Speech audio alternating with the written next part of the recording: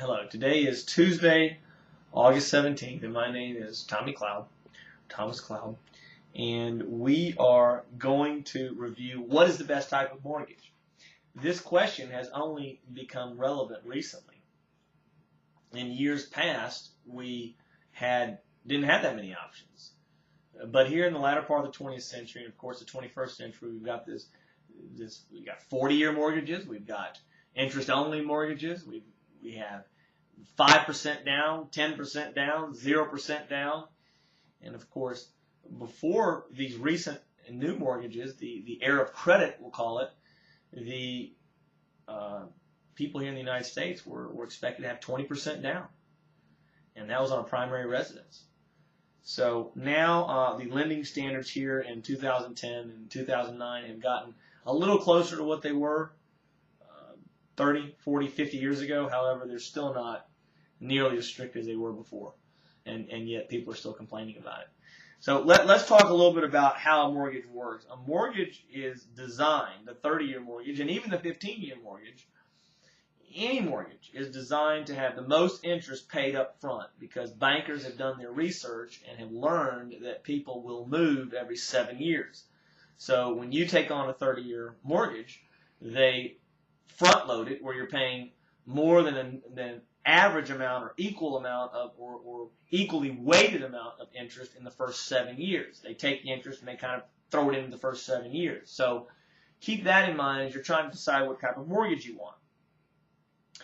Additionally, on a $100,000 loan, every $100,000, by moving to a 15-year mortgage from a 30-year mortgage, considering that the loan is 4.5%, you save about $45,000 of interest roughly. The number is $44,700. So for every $100,000 you borrow, you save $44,700 of interest by going with a 15-year mortgage versus a 30-year mortgage. Why is that?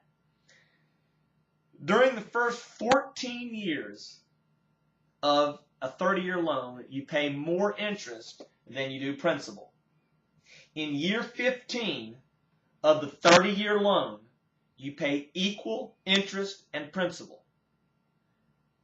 However, in a 15-year mortgage, you begin paying more principal than interest in year one. So in year one, you're knocking down the principal more than you're paying interest, even in year one. So consider that as you're doing it. On a $300,000 home loan, you're going to pay about $134,000 more in interest on a 30-year loan than you would on a 15-year loan. So please keep that in mind. One of the websites that I like to use to do a lot of the different mortgage calculations, it lets you do amortization, it lets you do payments, simple, should I refinance, how much can I afford, and gives you a lot of different types of options with their calculations on mortgages, is www.mortgage-calc, meaning C as in Charlie, A as in Alpha, L as in Lima, C as in Charlie.com. So that's www.mortgage-calc.com. As you're considering what type of mortgage to get, what type of mortgage should you get? Should you rent? Well, if you get an interest only, or a 40-year, or a 30-year, pretty much you're paying interest. And as we look at the way people have gotten into problems is they just assume that real estate's going to grow. So, well, of course I want to get a 30-year mortgage because if I get into this home, it's going to grow by 10% a year, and I'm going to make all this money. And so even though I'm paying interest and not paying down the principal, the value of the house is going up, and I'm making money. And that's true, and that works.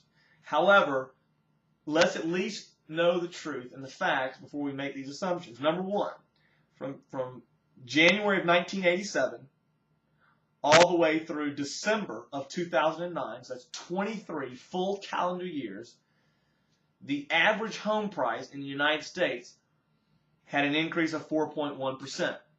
So the average home price over the past 23 years had a compound annualized rate of return of 4.1%. Now that actually sounds pretty good.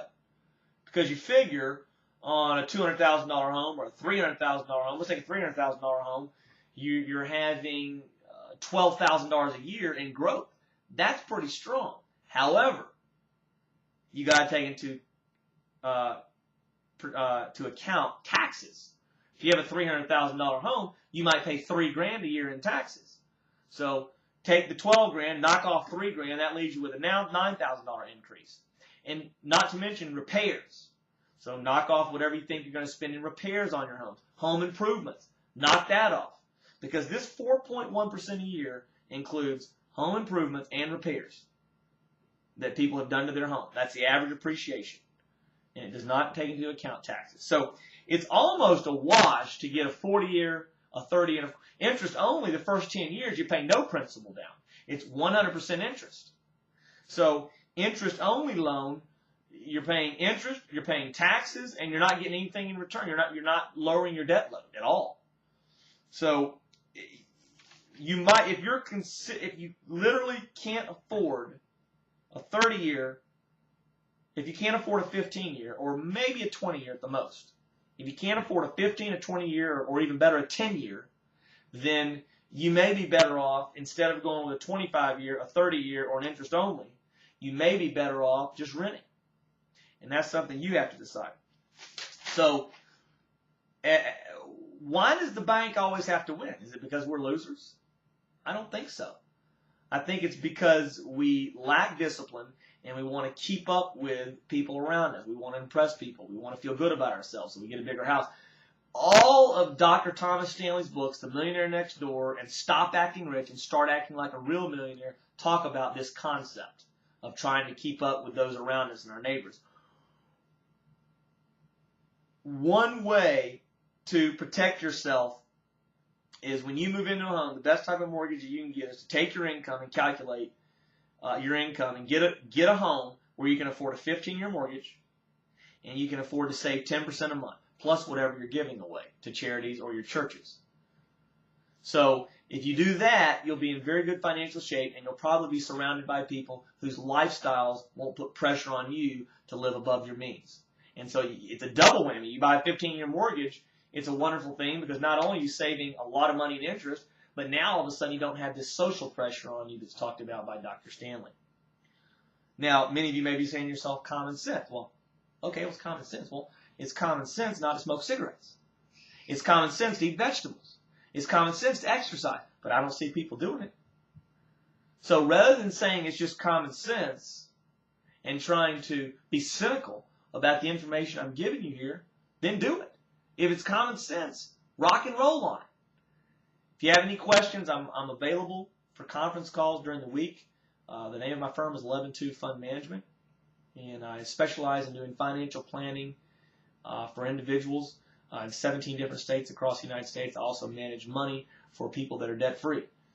My phone number is 770-971-2888. My toll-free number is 1-800-917-5016, and my email is thomas@112fm.com.